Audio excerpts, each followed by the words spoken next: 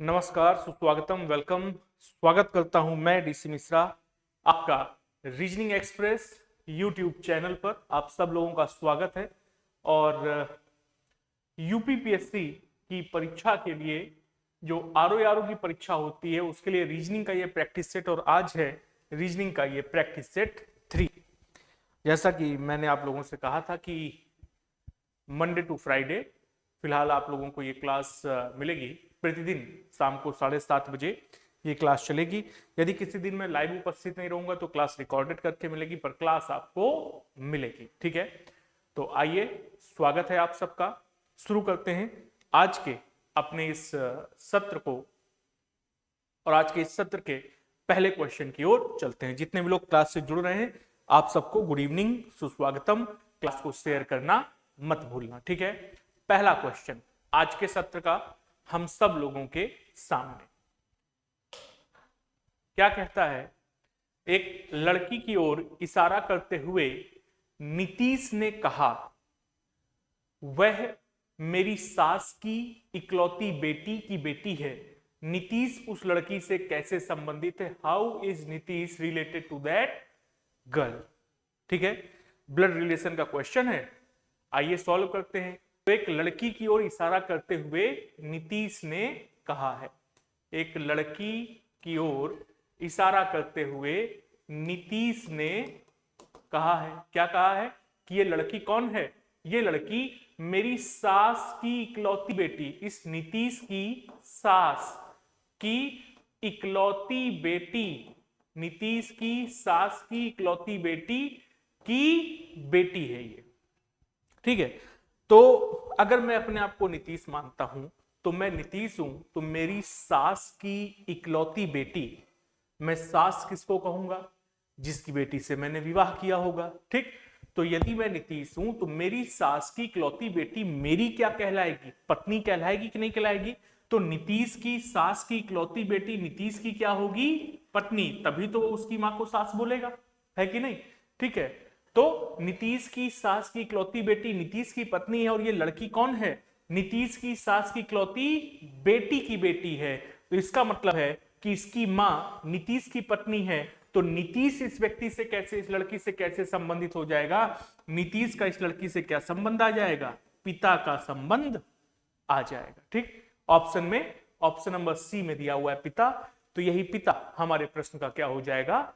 उत्तर हो जाएगा। ठीक, चलिए अगले क्वेश्चन की ओर चलते हैं। इकलौती बेटी की बेटी वाला सीन तो हो गया है। अगला क्वेश्चन ये रहा हम सबके सामने। कहता है 6 व्यक्ति हैं, और ये 6 व्यक्ति MNOPQR दो पंक्तियों में, प्रत्येक में 3-3 करके बैठे। ठीक है, तो हमारे पास दो पंक्तियां हैं।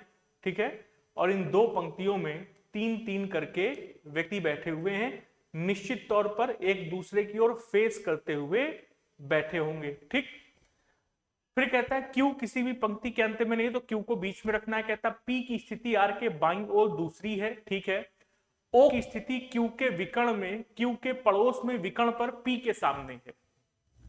अच्छा, तो डायगनली पी के सामने ओ बैठा हुआ है। ठीक है, और क्यू कहां है? पी के पड़ोस में। कहता है एन की स्थिति आर के पड़ोस में, इस सूचना के आधार पर बताइए कि एन के सामने कौन बैठा है। किसके सामने पूछ रहा है हमसे? एन के सामने कौन बैठा है। तो अगर हम इसको बनाते हैं तो क्यू कहां बैठा है? बीच में। यहां पर क्यू को बैठा लिया बीच में। ठीक, फिर कहता है कि क्यू के पड़ोस में विकर्ण पर पी के सामने है। ठीक है, ओ की स्थिति क्यू के पड़ोस में विकर्ण पर पी के सामने है। तो अगर हम पी और आर को यहां पर बना लेते हैं तो उसने कहा है कि पी की स्थिति आर के बाईं ओर दूसरी है। जहां कहीं भी आर है उसके बाईं ओर दूसरे स्थान पर कौन बैठा है? पी। तो अगर हम आर को यहां पर बनाएंगे तो उसका बायां इस तरफ पड़ेगा, और बाईं ओर दूसरे स्थान पर यहां पर कौन आ जाएगा? पी आ जाएगा।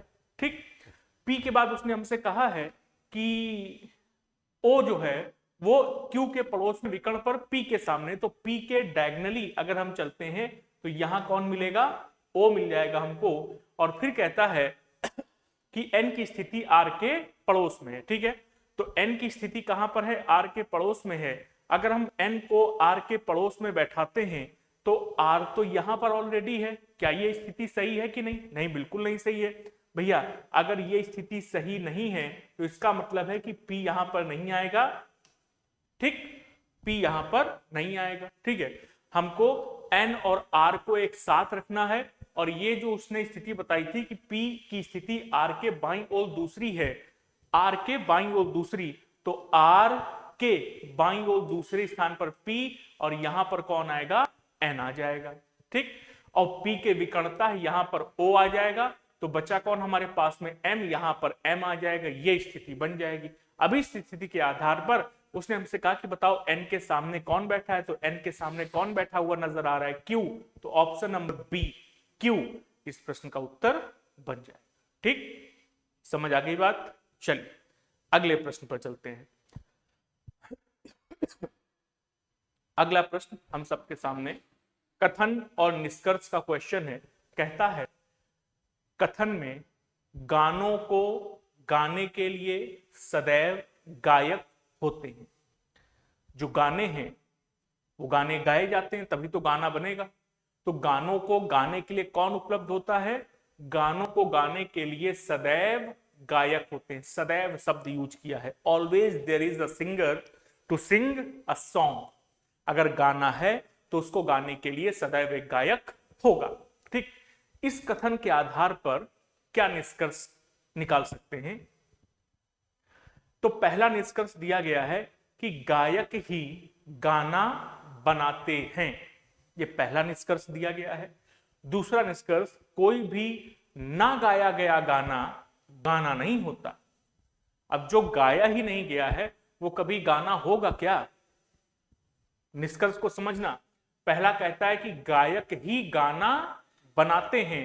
दूसरा कहता है कि कोई भी ना गाया गया गाना गाना नहीं होता। अब इन दोनों निष्कर्षों में से कौन सा निष्कर्ष उचित होगा? किस निष्कर्ष को सही करें?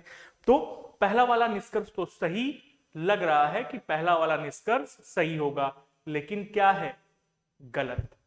गायक का कार्य होता है गाना गाना, गायन करना। ठीक, गाना बनाने की जिम्मेदारी किसकी होती है? जो संगीतज्ञ होता है, जो म्यूजिशियन होता है। ठीक है, जो म्यूजिक डायरेक्टर होता है, संगीतकार, म्यूजिक डायरेक्टर, वो गाना बनाता है। ठीक है, गाना बनाते समय गायक को जो निर्देश दिए जाते हैं वो म्यूजिक डायरेक्टर के द्वारा दिए जाते हैं। कहां पर हाई पिच रखना है, कहां पर लो पिच रखना है, कहां पर सिर्फ गुनगुनाना है, कहां पर अपने नोट को हाई रखना है, ये सारे के सारे निर्देश किसके द्वारा दिए जाते हैं? म्यूजिक डायरेक्टर के द्वारा दिए जाते हैं। तो गाना बनाता कौन है? Music director. और गाना गाता कौन है? गायक। ठीक, तो उसने जो पहला निष्कर्ष दिया कि गायक ही गाना बनाते हैं, गाते नहीं है, बनाते हैं, तो बनाने का काम संगीतकार का होता है। पहला वाला क्या हो जाएगा? गलत हो जाएगा। ठीक, तो गानों को गाने के लिए सदैव गायक होते हैं, इसलिए पहला निष्कर्ष गायक ही गाना बनाते हैं गलत है। दूसरा निष्कर्ष कहता है कि कोई भी ना गाया गया गाना गाना नहीं होता। अब जो गाना कभी गाया ही नहीं गया कैसे गाना हो जाएगा? जो गाना कभी गाया ही नहीं गया वो कैसे गाना हो जाएगा? लेकिन इसका हमारे कथन से कोई संबंध नहीं है। कथन में गाने और गायक की बात की जा रही है कि गाना गाने के लिए गायक सदैव उपलब्ध रहता है, या गाना सदैव गायक के द्वारा ही गाया जाता है। अब कोई गाना नहीं गाया गया है या गाना गाया गया है उससे हमको मतलब नहीं है। गाना है तो गायक का वहां होना कंपलसरी है। ये बात उसने हमसे स्टेटमेंट में बोली है, और उसी के आधार पर हमको अपना निष्कर्ष निकालना था। तो दूसरा वाला कि कोई भी ना गाया गया गाना गाना नहीं होता, ये भी यूजलेस निष्कर्ष हो जाएगा हमारे लिए। तो कोई भी निष्कर्ष नहीं निकलता, ऐसा कहां लिखा है? ऑप्शन नंबर सी में। निष्कर्ष 1 और 2 में से कोई अनुसरण नहीं करता है। ठीक है, कोई भी अनुसरण नहीं करता है। ये नहीं लिखना भूल गया वो। ठीक है, तो कोई भी अनुसरण नहीं करता है। ठीक, ये हमारे प्रश्न का उत्तर हो जाएगा। चलो भाई अगले क्वेश्चन पर चलते हैं। अगला क्वेश्चन कैलेंडर का क्वेश्चन आया है। क्या कहता है? यदि 1 जून 1883 को बुधवार था तो 22 मई 1869 को कौन सा दिन था? ठीक, तो अगर इस हिसाब से चलते हैं तो भैया 1 जून 1883 से 22 मई 1869 पर चलना पड़ रहा है, यानी बैकवर्ड चलना है कि नहीं चलना है? कैसे चलना है? बैकवर्ड। तो हम कहां से कहां तक चलेंगे? हम 1869 से चलना शुरू करेंगे 1883 तक। कहां से कहां तक? 1869 से 22 मई से चलना शुरू करेंगे 1883 तक, 1 जून तक जाना है। तो पहले ईयर वाइज निकाल लेंगे, फिर 22 मई से 1 जून तक मंथ वाइज निकाल लेंगे। तो अगर हम ईयर वाइज निकालते हैं 1869 से 1883 तक, तो हमारे पास टोटल एक्स्ट्रा डेज कितने होंगे? जितने ईयर होंगे उतने एक्स्ट्रा डेज तो मिलेंगे ही मिलेंगे। 69 से 83 पर अगर चलोगे तो कितने वर्ष हो गए? 14 वर्ष हो गए कि नहीं? 69 से 70 और 70 से 83। तो अगर 14 वर्ष हैं टोटल, तो हमको 14 रिमाइंडर तो मिलेगा ही मिलेगा, प्लस इन 14 वर्षों में लीप ईयर कितना है? इन 14 वर्षों में लीप ईयर कितना है? 69 से आगे बढ़ोगे तो 70, भाई 14 में 4 का भाग दो, 4 3 12, 3 लीप ईयर आता है, ठीक। 69 से आगे बढ़ोगे 70, 71, 72, 72 क्या है? लीप ईयर है। 4 एकम 4, 4 8 32, 72 लीप ईयर है। तो 72, 76, 80 ये 3 लीप ईयर मिलेंगे। 14 में 4 का भाग दोगे तो भी 3 लीप ईयर आएंगे, ठीक। तो कितने लीप ईयर हो गए? 3 प्लस। अब क्या करना है? अब मंथ वाइज चल लेते हैं। तो 22 मई से शुरू करके 1 जून तक। 22 मई की डेट हमको दी हुई है, तो ये बेस डेट में हो गई। बेस डेट को कभी काउंट नहीं करते, तो मई के बचे हुए दिनों को काउंट करेंगे। मई कितने दिनों का महीना होता है? 31 दिनों का। उसमें से 22 दिन निकल गए तो कितने दिन बचे? केवल और केवल 9। अब 9 में 7 का भाग दिया तो 7 एकम 7, रिमाइंडर 2 मई का। मई के बाद कहां पर पहुंचना है? जून पर। तो जून में 1 तारीख को ही पहुंचना है, तो 1 रिमाइंडर हो जाएगा। मिला 7 दूनी 14, टोटल कैंसिल हो गया। 3 2 5 और 1 6, रिमाइंडर कितना आ गया? 6। जाना कहां था? बैकवर्ड। तो 6 दिन बैकवर्ड में जाएं या 1 दिन फॉरवर्ड में जाएं। तो बुधवार से 1 दिन आगे क्या आता है? गुरुवार। यानी कि ऑप्शन नंबर बी, ये ऑप्शन भी देखो ऊपर नीचे हो गए हैं, ठीक है, ए बी सी डी करके लिखा हुआ है, ठीक। ऑप्शन नंबर बी गुरुवार हमारे प्रश्न का क्या आ जाएगा? उत्तर आ जाएगा, ठीक। चलिए, आसान सा क्वेश्चन कैलेंडर का, यदि कॉन्सेप्ट आपने हमसे पढ़ा हुआ है। अगला क्वेश्चन, इसका उत्तर क्या आएगा? निम्नलिखित में से कौन सा कनाडा, चिली और जर्मनी के समकक्ष है?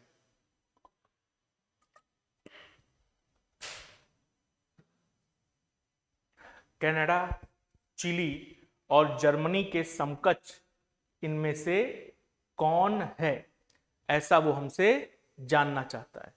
क्या उत्तर आ जाएगा भैया इसका?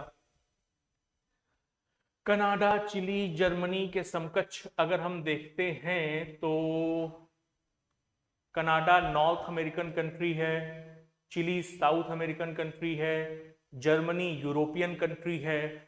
तो ओटावा, पेरिस, सिंगापुर और शिकागो। सिंगापुर इसका आंसर करना चाहिए। फिर क्यों करना चाहिए? क्योंकि कनाडा, चिली एंड जर्मनी इनके समकक्ष कौन है? तो दी ऑल आर कंट्रीज, ये क्या हैं? देश हैं।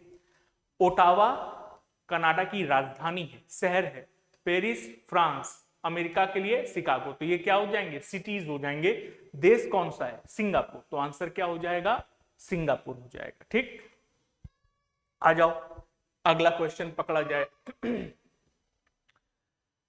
सेंट्रीफ्यूगल को एक सांकेतिक भाषा में लिखा गया है RTNECJLAGUF। सेंट्रीफ्यूगल सेम लेटर्स को यूज किया गया है कोड में। तो कॉन्टेम्पलेट को कैसे लिखा जाएगा? आओ जरा देख लेते हैं। तो सेंट्रीफ्यूगल को RTNEC, देखो जरा पहले 5 अक्षरों को उठाओ, CENTR, ये पहले 5 अक्षर हैं, इनको रिवर्स करके लिखा गया है RTNEC। फिर आई को किसमें बदल गया? जे में, तो ये प्लस का 1 किया गया है, ठीक है। इसके बाद आगे FUGAL को LAGUF जस्ट रिवर्स करके लिख दिया गया। सेम लॉजिक हम लोग किसमें लगाएंगे? कॉन्टामिनेट में लगाएंगे कि नहीं लगाएंगे? अगर सेम लॉजिक कॉन्टम्पलेट में लगाएंगे तो उसके आधार पर ये पलट करके लिखा जाएगा, M+1 N हो जाएगा, ठीक है। तो क्या आ जाएगा? ETNOC एन, ऐसा कहीं लिखा हुआ है? ETNOCN, केवल और केवल ऑप्शन नंबर सी में ऐसा लिखा हुआ है, ETNOCN, और उसको पलट करके ETALP, तो ऑप्शन नंबर सी इस प्रश्न का क्या होगा? उत्तर होगा। ठीक है, चलो अगले प्रश्न पर चला जाए भैया। इस प्रश्न का उत्तर हुआ सी। अगला क्वेश्चन ये रहा हम सबके सामने। क्या कह रहा है क्वेश्चन? कथन और तर्क का क्वेश्चन है। कहता है कथन में क्या हमारे देश में कुछ अवसरों को छोड़कर आतिशबाजी सहित पटाखे चलाने पर पूर्ण प्रतिबंध होना चाहिए? ऐसा उसने बोला।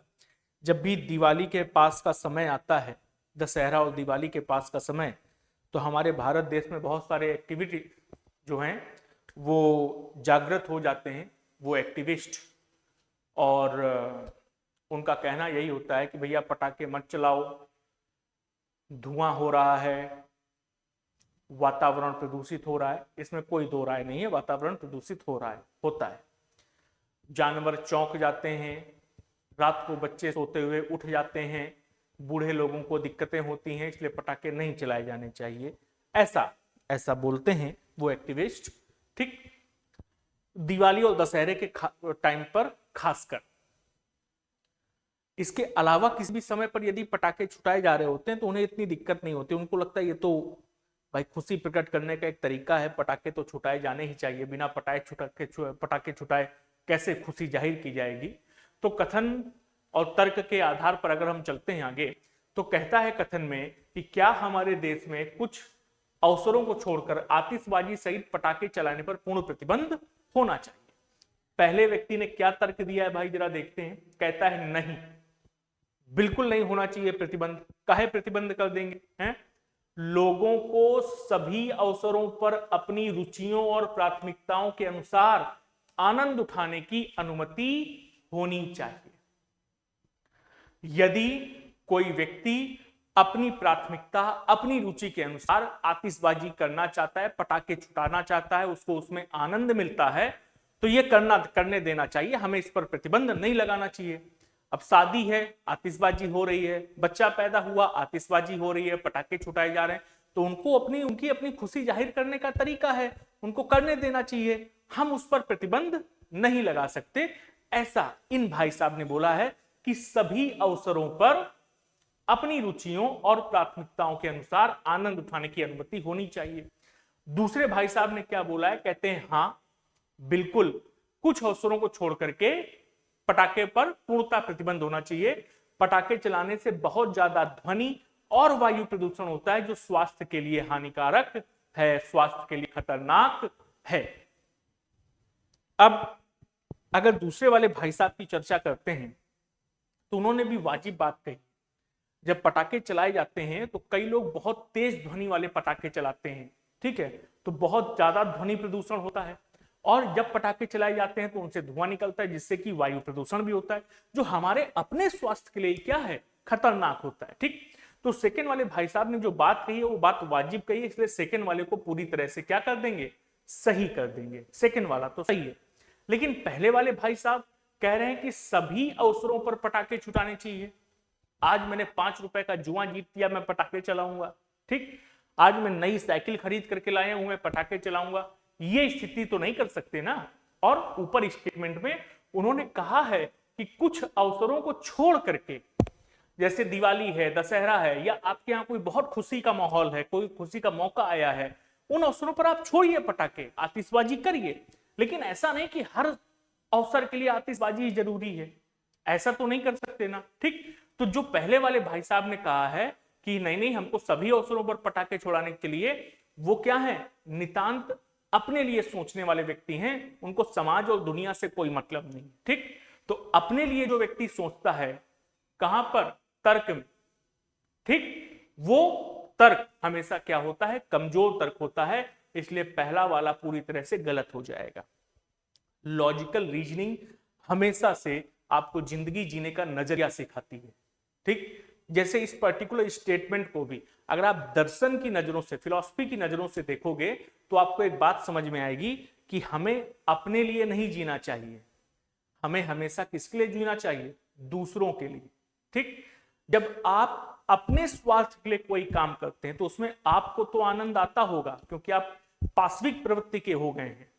ठीक है, तो अपने लिए जब कोई काम करोगे तो आपको आनंद आएगा, लेकिन जब वो काम आप दूसरे के लिए करोगे, दूसरे के लिए जीना शुरू करोगे, तो आनंद महा आनंद में बदल जाता है। और वो जो आनंद जब आप अपने लिए काम करते हो तो वो आनंद क्षणिक आनंद होता है। ठीक है, और जो आप दूसरों के लिए जीते हो, दूसरों के लिए काम करते हो, वो आनंद महा आनंद की अनुभूति आपको दिलाता है और वो हमेशा रहने वाला आनंद होता है। ठीक है, तो उसी लिए भैया दूसरों के लिए जीने का मतलब कि अपने माता पिता, भाई बहन, ठीक है, गुरु, समाज, इनके लिए जियो। अपने लिए तो दुनिया जी रही है कि नहीं? तो पहला वाला गलत, दूसरा वाला सही। कौन सा तर्क ठोस हो जाएगा? ऑप्शन नंबर बी, केवल तर्क 2 ठोस है। ठीक, आइए अगला क्वेश्चन जरा पकड़ते हैं। उस संख्या का चयन करें जो प्रश्नवाचक चिन्ह के स्थान पर आएगा। 2, 5, 14, 41, 122 और 365 ऐसा करके लिखा हुआ है। क्या मल्टीप्लीकेशन चल सकता है? 2 दूनी 4 प्लस 1 5, दूनी 10 प्लस 4 14, दूनी 28 नहीं बनेगा। 28 से 41 आओ मल्टीपल नहीं, प्लस माइनस करके देखा जाए। 2 से 5 में अंतर कितने का है? 3 का। 5 से 14 में कितने का अंतर है? 9 का। 14 से 41 में कितने का अंतर है? 27 का। बन गया देखो क्वेश्चन। 3 की पावर 1, 3 की पावर 2, 3 की पावर 3। यहां पर क्या होना चाहिए? 3 की पावर 4। ठीक है, 3 की पावर 4 यानी कि 27 या 81 का अंतर है। बिल्कुल ठीक है। यहां पर 3 की पावर 5 हो जाएगा तो ये कितने का अंतर आ जाएगा? 243 का। तो अगला अंतर कितना होना चाहिए? 3 की पावर 6। ठीक, तो 3 की पावर 6 यदि करेंगे तो आता है 7 का क्यूब और 7, 3 का क्यूब और 3 का क्यूब, यानी 729। कितना हो जाएगा? 729। और अगर 365 में 729 को जोड़ेंगे तो कितना आना चाहिए? 1094 आना चाहिए। कहां लिखा है? ऑप्शन नंबर सी में। तो 1094 क्या हो जाएगा? ऑप्शन नंबर सी हमारे प्रश्न का उत्तर बन जाएगा। ठीक, आ जाओ भाई अगला क्वेश्चन, इसका उत्तर बताओ। इसका उत्तर क्या आएगा?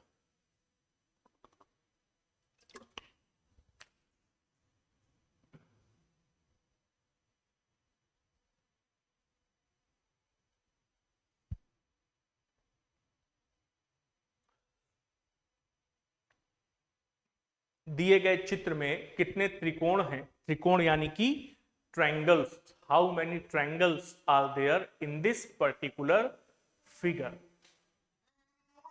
बता दो जरा जल्दी से भाई। आंसर में देख रहा हूं, कमेंट आपके, बताओ नंबर ऑफ ट्रायंगल्स की संख्या। आओ जरा देखा जाए भाई। अगर नंबर ऑफ ट्रायंगल्स की संख्या निकालने चलते हैं तो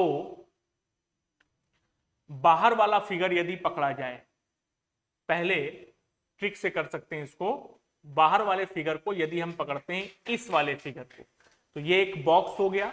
बॉक्स के अंदर ट्रायंगल फाइंड आउट करना है तो 1, 2, 3 और 4 कितनी नंबरिंग है? 4। 4 में 2 का गुणा किया, कितने ट्रायंगल्स आएंगे? यहां से 8 ट्रायंगल्स आएंगे। ठीक, इसके बाद और कौन कौन से ट्रायंगल्स हैं जिनको काउंट किया जा सकता है? तो जरा ध्यान से देखो।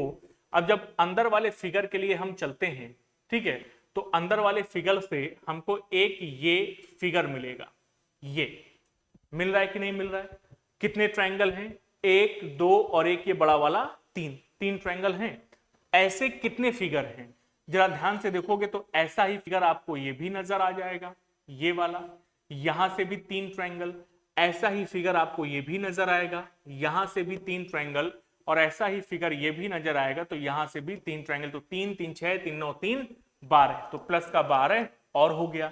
ऑप्शन में मैक्स 21 तक है। तो चेक करते हैं क्या और कोई ट्रायंगल यहां पर मिल सकता है हमको। अगर हम फाइंड आउट करते हैं, खोजते हैं अपनी बाज जैसी नजरों से, तो और कोई ट्रायंगल मिलता हुआ नजर नहीं आएगा। कितने ट्रायंगल मिलेंगे? 20 ट्रायंगल ही मिलेंगे और इस प्रश्न का उत्तर हो जाएगा ऑप्शन नंबर सी, 20 ट्रायंगल्स। ठीक, अगला क्वेश्चन, कौन सा चित्र लाभ, लाभांश और बोनस, प्रॉफिट, डिविडेंड और बोनस के बीच सबसे अच्छा संबंध दिखाता है? उत्तर बताओ क्या आएगा, बताओ, फिर मैं आंसर बताता हूं इसका।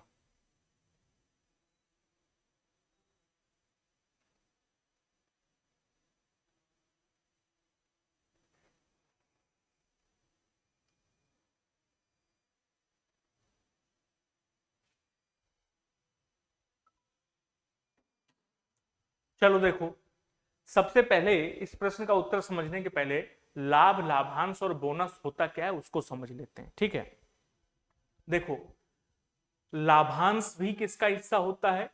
डिविडेंड लाभ का हिस्सा होता है। ठीक है, और बोनस भी किसका हिस्सा होता है? लाभ का ही हिस्सा होता है। ठीक है, जैसे कोई कंपनी है, वो कंपनी जब प्रॉफिट कमाती है, ठीक है, प्रॉफिट अपने प्रोडक्ट की सेल करके या जो भी सर्विसेज सेल करके जब वो प्रॉफिट कमाती है, तो प्रॉफिट कमाने में उस कंपनी के जो शेयर होल्डर्स होते हैं उन्हें जब प्रॉफिट में से हिस्सा दिया जाता है। मैं डिविडेंड की बात कर रहा हूं। डिविडेंड क्या होता है? कोई कंपनी जब अपने प्रोडक्ट या सर्विसेज को सेल करती है तो सेल करने के बाद उसको जो प्रॉफिट मिलता है, कंपनी का जो लाभ होता है, उस लाभ में, प्रॉफिट में से जब वो कुछ हिस्सा अपने शेयर होल्डर्स को देती है, अपने शेयर धारकों को देती है, तो उस पैसे को क्या बोला जाता है? डिविडेंड, यानी कि लाभांश। अपने लाभ का एक अंश अपने शेयर होल्डर्स को देना। ठीक, बोनस क्या होता है? तो डिविडेंड किसको दिया जाता है? शेयर होल्डर्स को। अब बोनस किसको दिया जाता है? तो बोनस दिया जाता है कर्मचारियों को। ठीक है, कंपनी के जो कर्मचारी हैं, कंपनी अपने लाभ से, जो उसको प्रॉफिट हुआ है, उस लाभ से कुछ कुछ पैसे, कुछ कुछ रुपए, कुछ एक निश्चित अमाउंट जब अपने कर्मचारियों में वितरित करती है, तो कर्मचारियों को दिया जाने वाला जो प्रॉफिट का हिस्सा होता है उसको क्या बोलते हैं? बोनस। और शेयर धारकों को दिया जाने वाला प्रॉफिट का हिस्सा क्या कहलाता है? डिविडेंड। ठीक, तो डिविडेंड यानी कि लाभांश और बोनस, ये दोनों ही किसके हिस्से हैं? लाभ के हिस्से। जब लाभ होगा कंपनी को तभी ये कंपनी आगे बांटेगी। ठीक, लेकिन डिविडेंड और बोनस का आपस में क्या संबंध हुआ? तो डिविडेंड और बोनस का आपस में कोई संबंध नहीं हुआ, क्योंकि लाभांश यानी डिविडेंड शेयर होल्डर्स को दिया जाता है और बोनस कर्मचारियों को दिया जाता है। तो इसका सबसे बेस्ट फिगर क्या हो जाएगा? एक तरफ डिविडेंड को रख दो, एक तरफ बोनस को रख दो, दोनों ही किसके हिस्से होते हैं? लाभ के, यानी कि प्रॉफिट के। लेकिन डिविडेंड और बोनस का आपस में कोई संबंध नहीं होता। ऐसा फिगर हमको बी वाले ऑप्शन में दिख रहा है, तो बी इसका सही उत्तर बन जाएगा। ठीक, नेक्स्ट क्वेश्चन, शब्दों को एक तार्किक और सार्थक क्रम में व्यवस्थित करें। लॉजिकल ऑर्डर ऑफ वर्ड्स का क्वेश्चन है। यात्रा, गंतव्य, भुगतान, बर्थ, सीट संख्या, आरक्षण, आरक्षण के लिए बर्थ, सीट की उपलब्धता। ओके, तो एक यात्रा प्लान करी गई। अब अगर यात्रा प्लान करी गई है तो प्लान करना अलग चीज होता है, ठीक है, और यात्रा शुरू करना अलग चीज होता है। यात्रा जब आप प्लान करते हैं तो प्लान करने के बाद यात्रा को शुरू करने के लिए क्या किया जाता है? जो बेसिक कमोडिटीज हैं उनको पहले कंप्लीट किया जाता है। जैसे अगर हमको यहां से प्रयागराज जाना है महाकुंभ के लिए, स्नान करने के लिए, तो हम क्या करेंगे? हमको कानपुर से यदि बाय ट्रेन प्रयागराज जाना है तो हम पहले ट्रेन का टिकट बुक करेंगे कि नहीं? टिकट बुक करेंगे। ठीक, अब ट्रेन का टिकट अगर हम बुक करने जाएंगे तो ट्रेन का टिकट कहां के लिए बुक करना है पहले ये भी तो पता होना चाहिए। भाई ऐसे तो जाकर के ट्रेन आईआरसीटीसी ऐप में ट्रेन का टिकट नहीं चेक करने लेंगे, चलो कहीं का भी ट्रेन का टिकट मिल जाए, उपलब्ध मिल जाए। ठीक, ऐसा तो नहीं करेंगे। पहले क्या करेंगे? पहले गंतव्य, डेस्टिनेशन निश्चित करते हैं। ठीक, तो सबसे पहले क्या आएगा? गंतव्य यानी कि डेस्टिनेशन। डेस्टिनेशन जब निश्चित हो जाएगा तो उस पर्टिकुलर डेस्टिनेशन के लिए हम सीटों की उपलब्धता को चेक करते हैं। ठीक, तो डेस्टिनेशन के बाद क्या आएगा, आरक्षण के लिए बर्थ या सीट की उपलब्धता, तो 6 आ जाएगा। 2 6 से केवल एक ही ऑप्शन स्टार्ट होता हुआ दिख रहा है, ऑप्शन नंबर सी। ठीक, पूरा आंसर क्या होगा, बर्थ की उपलब्धता। अब बर्थ जब उपलब्ध है तो हम क्या करेंगे, अपने आप को आरक्षित करेंगे उस पर्टिकुलर बर्थ के लिए, है कि नहीं। तो क्या करेंगे, सीट की आरक्षण के लिए भुगतान करेंगे, पेमेंट करेंगे। जब पेमेंट करेंगे तो मेरा आरक्षण कंप्लीट हो जाएगा। जैसे ही आरक्षण कंप्लीट होगा तो हमको एक बर्थ या सीट संख्या उपलब्ध करा दी जाएगी और तब हम अपनी यात्रा को शुरू करेंगे। तो ऐसा ऑप्शन कहां दिख रहा है, सी वाले में। हमारे प्रश्न का उत्तर यही हो जाएगा। ठीक, अगला क्वेश्चन, पॉकेट बुक शब्द में ऐसे कितने युग्म यानी पेयर ऑफ लेटर्स पूछ रहा है जिनके बीच वर्णमाला श्रृंखला में उतने ही अक्षर हैं जितने कि हम बाएं से दाएं घूमते हैं। ठीक, कल भी ऐसा ही एक क्वेश्चन मिला था हम लोगों को। तो पॉकेट बुक नामक एक शब्द हमारे पास है, ठीक है, और इस पॉकेट बुक नामक शब्द के लिए क्या करना है, हमको पेयर ऑफ लेटर्स को फाइंड आउट करना है। तो तरीका क्या है, प्लेस वैल्यूज के आधार पर।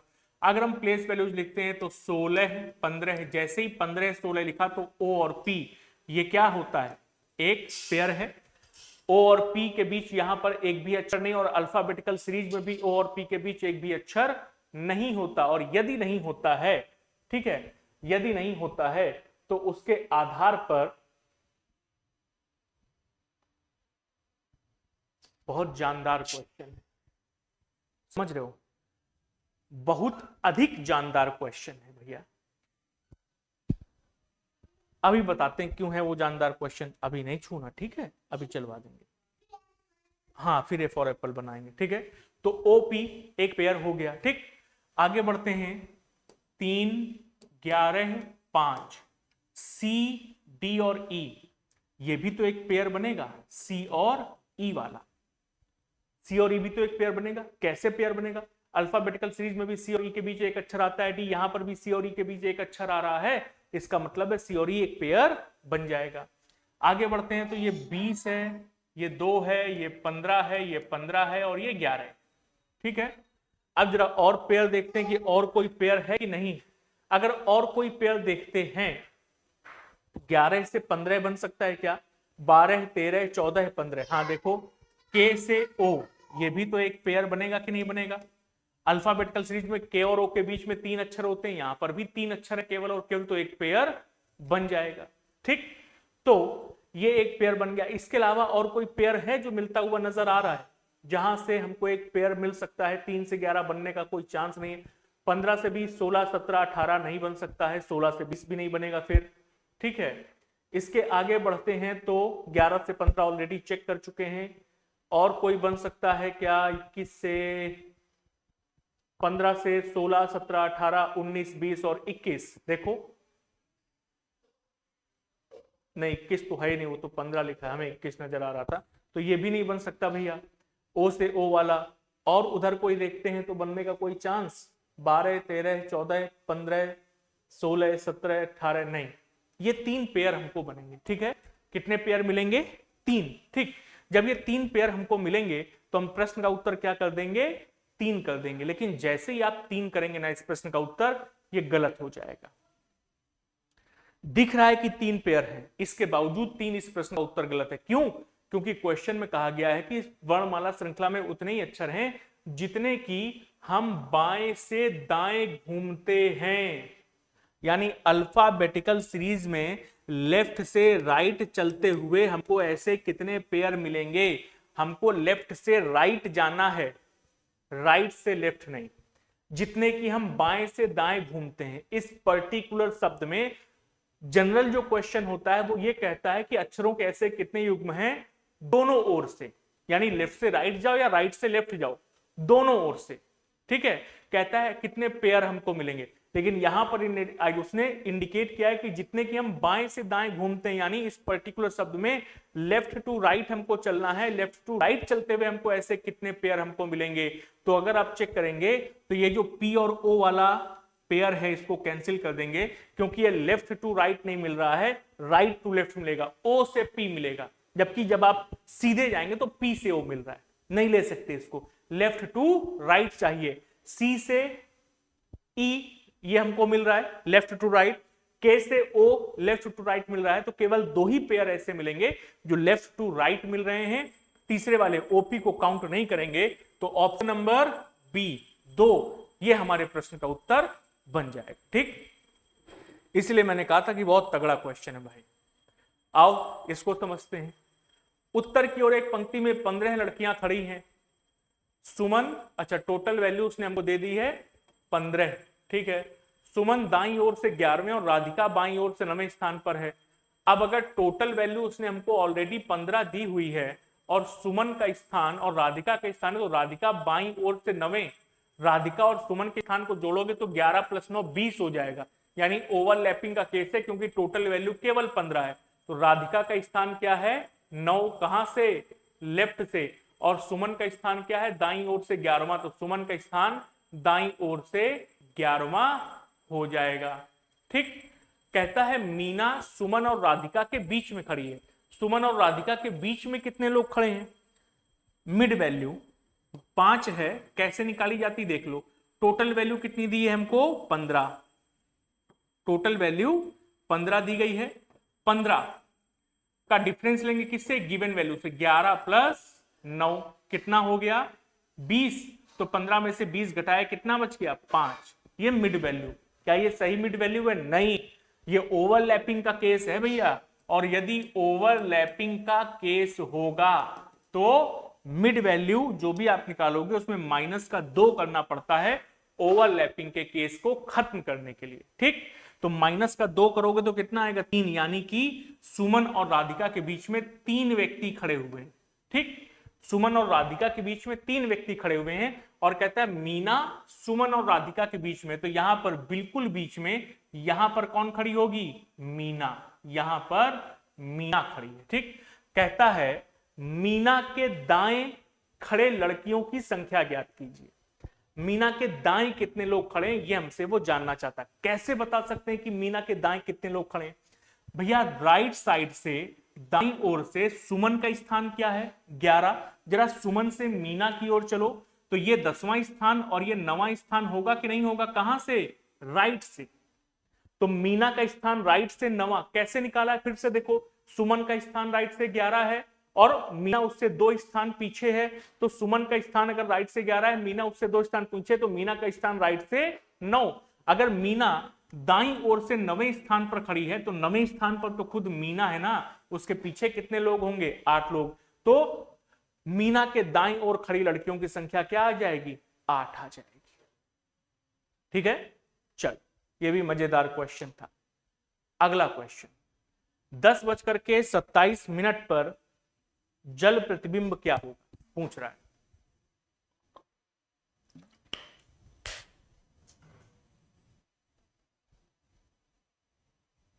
तो भैया देखो, जल प्रतिबिंब वाटर इमेज निकालने के लिए क्या करते हैं, 6:30 बजे के टाइम से माइनस करते हैं गिवन टाइम को।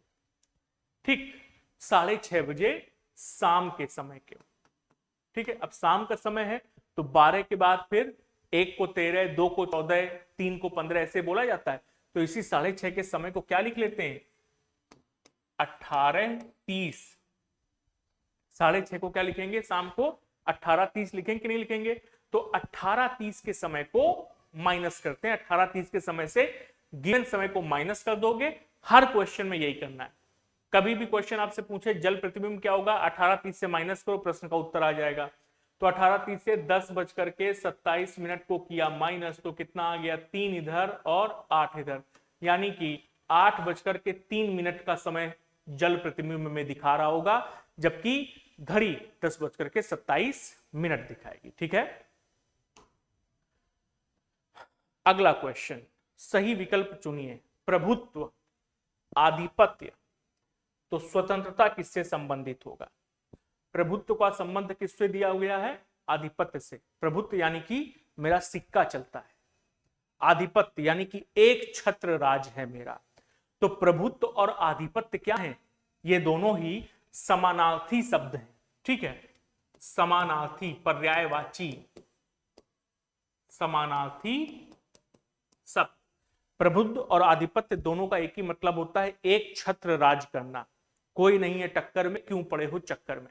जहां भी हैं अकेले एक छत्र राज करते हैं, सब हमारे नीचे, वो होता है प्रभुत्व या आधिपत्य जमाना। ठीक है, उसी प्रकार से स्वतंत्रता का समानार्थी शब्द क्या होगा? स्वायत्तता, ऑटोनोमस। स्वतंत्रता या स्वायत्तता शब्द आप लोगों को पढ़ने को मिल जाता होगा कभी कभी कि फला यूनिवर्सिटी स्वायत्त घोषित कर दी गई है सरकार के द्वारा। स्वायत्त का मतलब ऑटोनोमस, अपने डिसीजन वो यूनिवर्सिटी अब स्वयं ले सकती है, स्वयं परीक्षा करा सकती है एंट्रेंस का, स्वयं रिजल्ट देगी, उसको सरकार के अधीन जो शिक्षा विभाग है उसके लिए, उसके अंतर्गत काम नहीं करना, वो स्वायत्त यूनिवर्सिटी, ऑटोनोमस। ठीक है, तो स्वतंत्रता का संबंध किससे हो जाएगा? स्वायत्तता से हो जाएगा। ठीक, चल, तो ये थी आज की क्लास के हम लोगों के 15 क्वेश्चन। उम्मीद करते हैं कि ये 15 क्वेश्चंस आप लोगों को समझ आ गए होंगे। मजेदार क्वेश्चंस थे, सारे के सारे अच्छे क्वेश्चंस थे। मजेदार इन द सेंस कि अगर आप ध्यान नहीं दोगे तो क्वेश्चन गड़बड़ा जाएगा आपका, है कि नहीं? तो चलो आज के सत्र को यहीं पर खत्म करते हैं भैया। ये रीजनिंग एक्सप्रेस की ऑफिशियल ऐप है, डाउनलोड कर सकते हैं प्ले स्टोर या iOS स्टोर से। इसका डाउनलोड का लिंक क्लास के डिस्क्रिप्शन में भी दिया हुआ है। डाउनलोड करके लॉगिन करिए और एक बैच है यूपी पुलिस का, उस पर क्लिक करके अल्फाबेटिकल सीरीज की प्लेस वैल्यूज कैसे याद की जाती हैं, उस पर एक टॉपिक है अल्फाबेटिकल सीरीज का, उसको जरूर पढ़ लीजिएगा। ठीक है, इसके साथ साथ आप हमसे टेलीग्राम चैनल पर भी जुड़ सकते हैं। इस पर्टिकुलर QR कोड को स्कैन करके या इस लिंक पर क्लिक करके, या इसका ज्वाइनिंग लिंक क्लास के डिस्क्रिप्शन में भी दिया हुआ है। ज्वाइन यदि करेंगे आप इस चैनल को तो आप अपने डाउट्स हमसे शेयर कर सकते हैं। साथ ही साथ आपको यहाँ पर क्लासेस का शेड्यूल और उनका लिंक नियमित तौर पर दिया जाता है। ठीक है, तो बस आज की क्लास को फिर यहीं पर समाप्त करते हैं। क्लास को लाइक करना मत भूलना, कमेंट करके मत जरूर बताना कि क्लास आपको कैसी लगी। यदि पहली बार आए हो क्लास में तो सब्सक्राइब कर लो इस चैनल को, ताकि आपको रेगुलर सारी क्लासेस मिल सके। आप जो भी पढ़ना चाहते हैं रीजनिंग के अलग अलग एग्जाम्स को लेकर यहाँ पर आपको क्लासेस मिलेंगी। साथ ही साथ इस क्लास को शेयर करना बिल्कुल भी ना भूलें। ठीक है, तो आज के सत्र को यहीं पर करते हैं समाप्त। मुलाकात करेंगे अगले सत्र में आप लोगों से। तब तक के लिए thank you so much, take care, good night, शुभ रात्रि, फिर से मिलते हैं। ठीक, धन्यवाद।